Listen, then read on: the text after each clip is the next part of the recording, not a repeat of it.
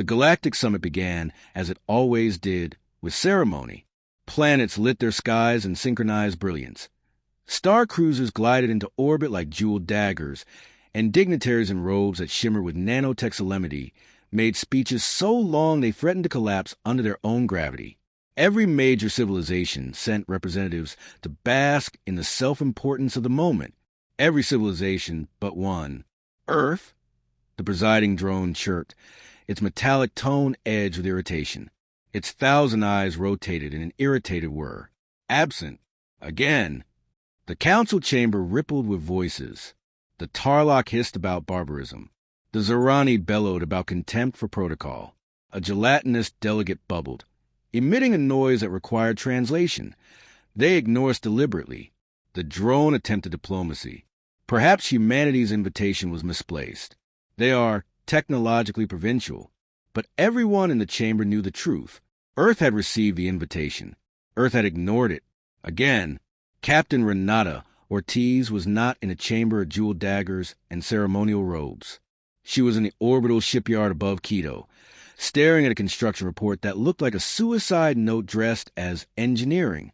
1,000 warships, she said flatly. Yes, ma'am, replied the chief dockmaster, though his voice wavered like a bad transmission. Delivery schedule is optimistic. Renata Ortiz was a woman who never smiled unless it cut through tension like a knife. She did not smile now. We don't need optimism. We need steel engines and people who don't ask how impossible this is. Behind her, Dr. Rajesh Verma coughed delicately. He wore a grease-stained lab coat, like it was formal wear, and his black hair stood at all angles as if electricity had claimed squatters' rights. If I may, he began. Steel is finite, engines are fragile, and people tend to break under pressure, which is precisely why we're going to succeed. Renata turned. Explain. Rajesh adjusted his spectacles, anachronistic glass, lenses no one else in orbit still wore. Because every other species builds to specification. Humanity builds when the power's out, when the manual's missing, and when someone's cousin says it can't be done. Improvisation is our natural element. You're telling me duct tape and adrenaline will win us a war. Not duct tape, Captain, Rajesh said, his face alight. Improvised composite polymer adhesive strips. A bark of laughter broke the tension. Jack Kowalski leaned against the hatchway, chewing on something that might once have been gum. Everyone called him Scrap, because wherever he went, junk either exploded or turned into a miracle, usually both. Don't let him fool you, Cap, Scrap said. It'll be duct tape. Always is. Now, where you want to fly first, and how stupid should it be? Renata sighed. Scrap was a walking disaster in a flight suit, but there was no one she trusted more to pull the impossible out of a nosedive. Before she could answer, another voice cut in. You're all missing the point. Lila Monroe stood with arms crossed, her voice sharp as cut glass, the youngest of them, but already carrying the gravitas of someone twice her age. She wasn't military, not really, an academic pluck from Earth's universities, a dreamer with too much conviction to ignore. We can't fight the entire galaxy, Lila said. Warships aren't the answer.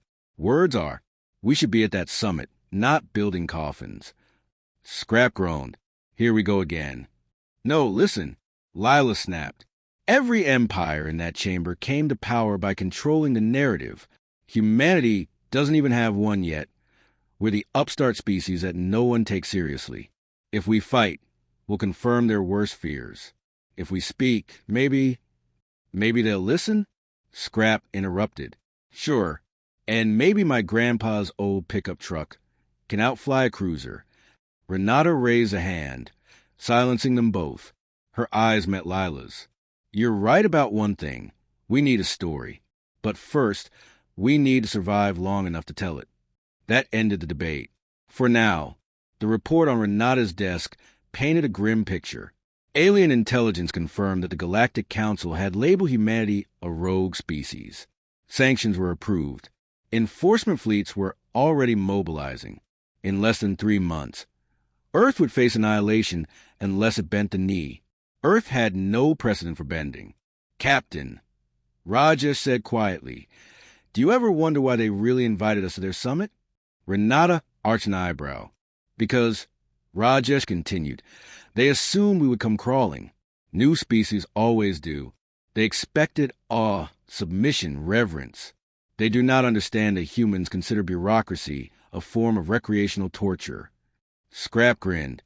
We didn't skip the summit. We just had better things to do. Lila's voice cut through, softer now. And if this escalates, we may never be invited again. Think what that means. We'll be forever outside their circle. Forever the barbarian at the gates. Renata looked at her crew. A soldier, a scientist, a dreamer, and a wild card. The strangest command she had ever held, and perhaps the only one capable of holding Earth together. Then let's make sure, Renata said, that the gates don't close before we kick them down. That night, the orbital yards lit the sky. Billions watched from Earth's surface as engines roared awake. Scaffolds peeled away, and the first hulls gleamed like newborn predators against the void. Not sleek and ceremonial like the Council's ships, but jagged, patched, bristling with weaponry. Human to the core, imperfect, ugly, alive. Renata stood on the observation deck, her crew beside her. 1,000 warships, she repeated softly. Scrap whistled low. Think they'll notice us now? Rajesh's glasses caught the glow of the first destroyer, leaving dock. If they don't, he said, they deserve what happens next. Lila didn't answer. She was staring at the stars, eyes full of something between dread and determination. Renata folded her arms. Somewhere out there, the alien fleets were already on the move. The Council wanted Earth submission. What they would get instead was a declaration written in steel and fire. Let them come, Renata said. The first 1,000 warships rose from Earth orbit like a defiant chorus. The first clash came sooner than expected. Captain Renata Ortiz had imagined weeks of frantic preparation, desperate drilling, maybe even a sliver of diplomacy before blood was spilled. Instead, 3 days after the 1,000 warships rose into orbit, the alien vanguard appeared at the edge of the solar system. Their ships slid from warp like gleaming blades. Hundreds of vessels, each twice the size of Earth's largest battleship. Their formation was geometric perfection, a lattice of interlocking fields and precise spacing. To Ortiz, it looked less like a fleet and more like an equation. Earth's ships were the opposite. Fresh paint still clung to hulls. Crews were half-trained, and engines grown under hasty welds. To anyone else, it would have looked like a scrapyard pretending to be a navy. To Ortiz, it was her only weapon. The Dauntless, Ortiz's flagship, shook as engines flared to battle readiness. In the command chamber, her crew waited for orders. Report, Ortiz demanded. Rajesh Verma's fingers danced across his console, coaxing reluctant systems into cooperation. Shields are, let's call them experimental. Weapons online, but firing cycles may vary. Engines, he hesitated. Engines will fly, provided no one sneezes near them. Comforting as always, Doctor. Ortiz turned to the helm. Scrap, can you keep us alive? Jack Kowalski spun his chair, grinning like a wolf. Alive? Sure. Winning? That's trickier, but I've got ideas. Don't tell me yet. I prefer plausible deniability. Across the chamber, Lila Monroe clutched a datapad. She wasn't part of the chain of command, but her presence anchored the crew. Her voice was quiet, but steady. The Council expects us to fight like them. Predictable. Straight lines. Battles of attrition. If we play their game, we lose. Scrap smirked. Finally, someone talking sense. Rajesh looked pained. I should remind everyone that abandoning conventional tactics in favor of improvisation carries statistical risk. Ortiz cut him off. Statistics don't win wars. Humans do, and we're about to prove it. The alien fleet advanced with eerie synchronicity. Every movement mirrored, every turn precise. Their flagship transmitted one cold demand. Surrender your arms and submit to Council authority. Ortiz gave her own reply. All ships scatter. It was the last thing the aliens expected. Instead of maintaining formation, Earth's warships broke apart like shrapnel from explosion. Some dove into asteroid fields. Others accelerated on chaotic vectors. engines flaring unevenly. Alien gunners hesitated. Their targeting system struggled to lock onto enemies that refused to move in straight lines. Scrap hooped, hurling the Dauntless into a corkscrew maneuver that would have made any regulation pilot faint. See? You fly like you're drunk, and suddenly nobody can shoot you. Rajesh clung to his console. This is not flight. This is blasphemy. Effective blasphemy. Ortiz barked. Keep it up. The first exchange tore across the void. Alien plasma lances carved swathes of fire through empty space as human ships darted clear at the last second. In return, Earth's guns spat rail shot and missile salvos, far less elegant but brutally effective when they hit. A freighter-turned warship rammed an alien cruiser head-on, bending atmosphere in a suicidal charge. The alien vessel shattered, unable to adapt to the unpredictability of human aggression. Ortiz watched the chaos unfold. They're faltering. Rajesh's eyes gleamed.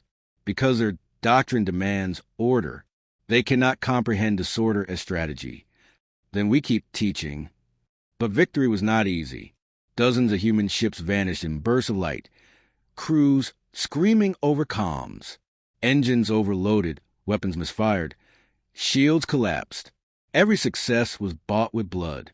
In the middle of the maelstrom, Lila's voice cut in urgent. Captain, we need more than survival. We need a message. This isn't a classroom, Lila. Scrap snapped. We're fighting for our lives. Exactly. And the whole galaxy needs to see how.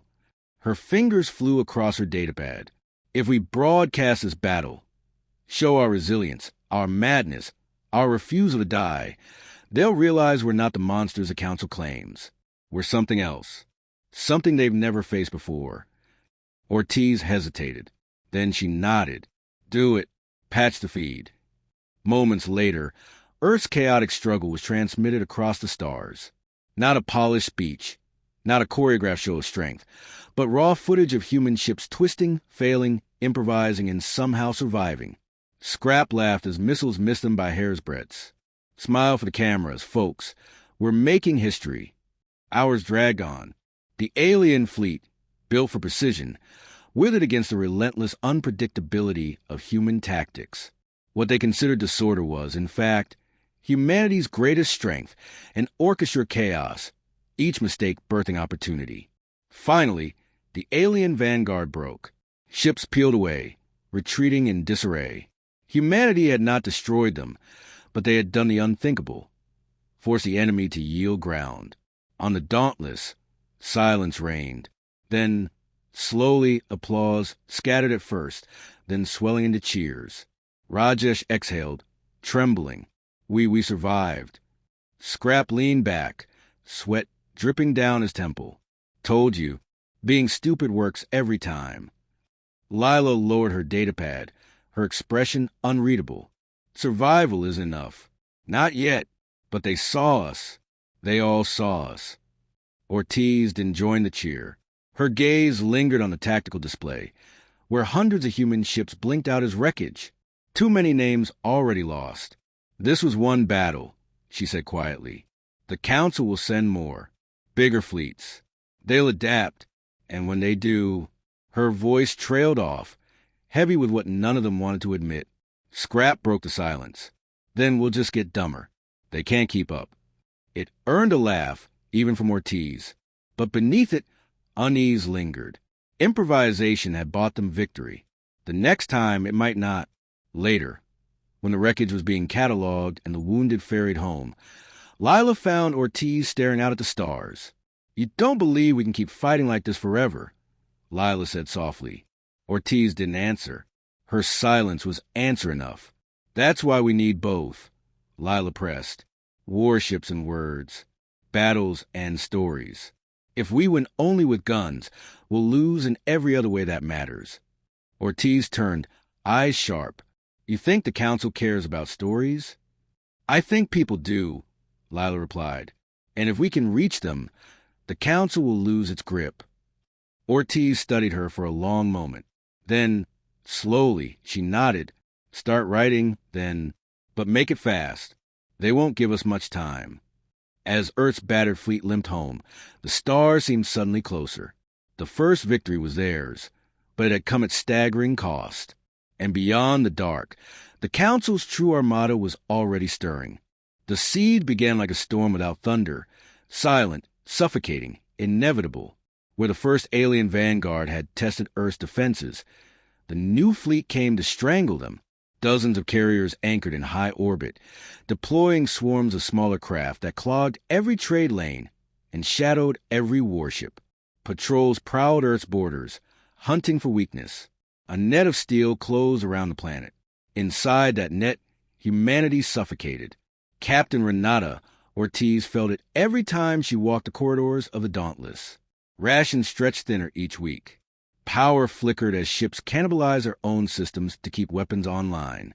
Families on Earth queued for water drawn from rationed ice, while orbital factories slowed to a crawl under constant harassment. Her crew carried the same exhaustion in their eyes. Even Scrap's grin seemed forced these days, stretched too tight, hiding cracks no one wanted to admit were there. The War Council convened in the dim glow of the command chamber. Rajesh had brought blueprints. Lila carried notes. Scrap, naturally, had brought a sandwich, which he chewed noisily until Ortiz shot him a look sharp enough to slice metal. Rajesh adjusted his spectacles and activated a hologram. Alien ships glittered in neat formation. Earth's ragged fleet blinked in comparison. The blockade isn't just military, he explained. It's psychological. They want us to believe resistance is hopeless. And if we fight them head-on, it will be... Ortiz folded her arms. Then we don't fight them head-on. Scrap grinned through his mouthful. Now you're speaking my language. Rajesh cleared his throat. I have studied their battle algorithms. Their ships rely on rigid command structures. If we can disrupt their coordination, even briefly, we might create a gap large enough to strike. How? Ortiz demanded. Rajesh hesitated, then gestured toward a cluster of asteroids near Mars. By weaponizing chaos. Scrap nearly choked on a sandwich. Now you're speaking my language. Over the next week, chaos became doctrine. Human ships hid among asteroid belts, planting explosives that could be detonated remotely. Old satellites were repurposed into decoys, their signals mimicking warships. Even cargo freighters stripped of payloads were packed with scrap metal and sent drifting like bait. Scrap led the preparations with manic enthusiasm. Think of it as interstellar junk art, he said, welding together mismatched thrusters.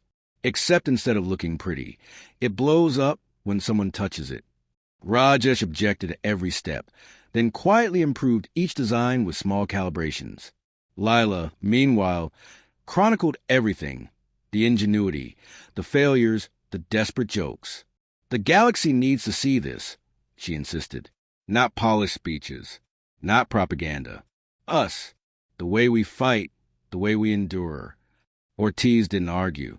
She only hoped someone would still be alive to watch it. When the counteroffensive began, it looked like madness. Alien patrols chased false signals, wasting fuel on decoys. A battleship fired on what appeared to be a hidden destroyer, only to discover it was a hollow cargo pod stuffed with mining charges. Scrap led a squadron through an asteroid field at breakneck speed, baiting alien cruisers into a collapsing gravity pocket that tore them apart. See, he crowed over comms, barely dodging debris. Chaos is king. Rajesh, clinging to his console, muttered, I regret my career choices. For a brief, glorious moment, the siege cracked. Human ships surged through the gap, striking at carriers that had seemed untouchable.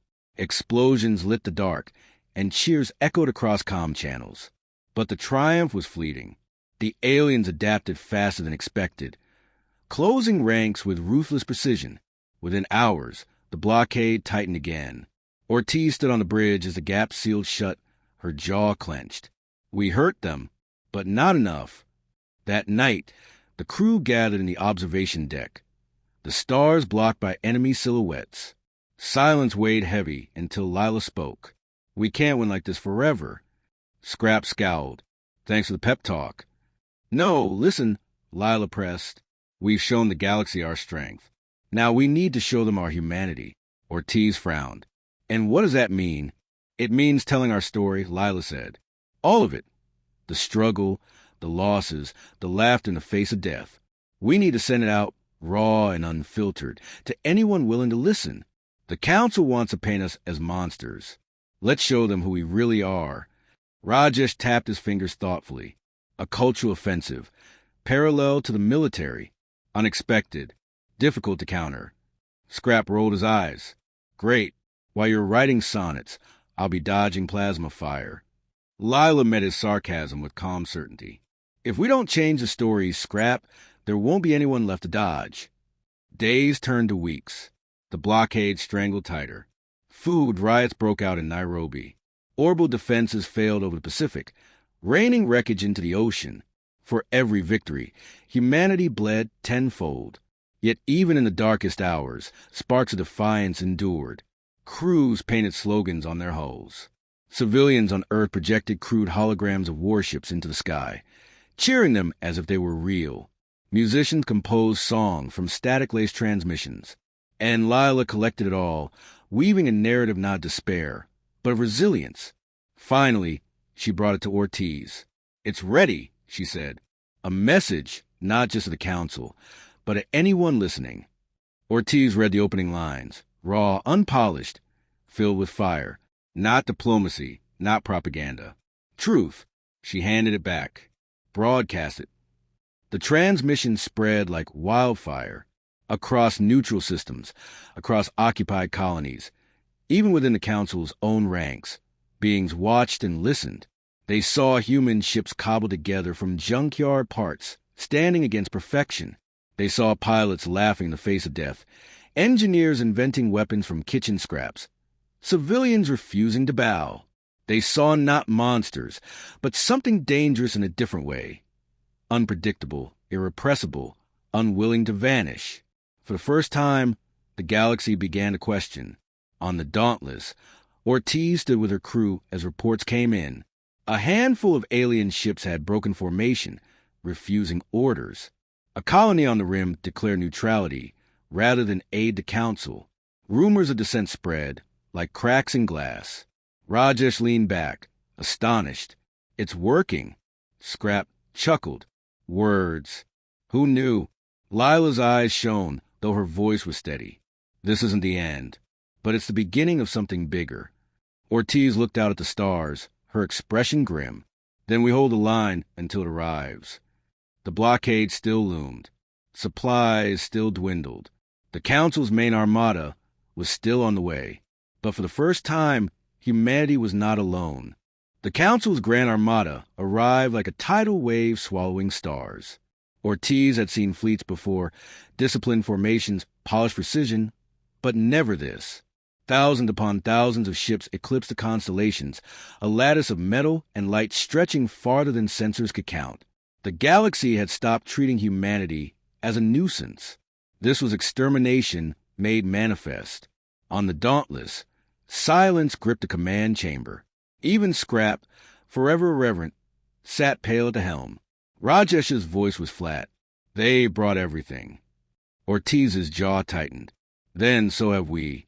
Earth's 1,000 warships rose from their hiding places, scarred, patched, fewer than when they first launched, but each alive with defiance. They spread across the void, not in neat lines but in scattered swarms, their irregular patterns mocking the Armada's symmetry. "This isn't a battle," Scrap muttered. "It's suicide." Lila touched his shoulder. "Or it's a story." The battle began with light. Alien plasma lances carved the dark, vaporizing ships in bursts that lit Earth's sky like false dawns. Human vessels answered with rail shot and missiles, but against the sheer scale of the Armada, their firepower was a drop in the ocean. Yet Ortiz didn't flinch. Execute Ghost Protocol. At her command, hundreds of drones activated across the system. Projectors flickered to life, painting the void with illusions, phantom fleets multiplying Earth's numbers tenfold. Alien gunners panicked, firing at shadows, their formations fracturing under the sudden uncertainty. Scrap hooped, throwing the Dauntless into a spiral through the chaos. Look at them dance. They don't know what's real. Rajesh worked furiously, rerouting power to failing shields. The drones won't last long. Once they adjust, then we adjust faster. Ortiz snapped. The battle devolved into madness. Human ships feigned collapse, only to lash out from hiding.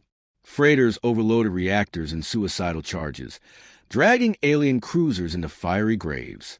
Scrap led a wing of fighters through a minefield of debris, weaving paths so insane the aliens refused to follow. Lila broadcast live commentary. Her voice carried on open channels for the galaxy to hear. This is humanity, not perfect, not orderly, but alive. We fight not because we expect victory, but because surrender is unthinkable. We are chaos given form, and we will not be erased. Her words spread faster than lasers, carried to neutral systems, to dissident factions within the Council, even the crews ordered to fire on Earth. But defiance came at a price.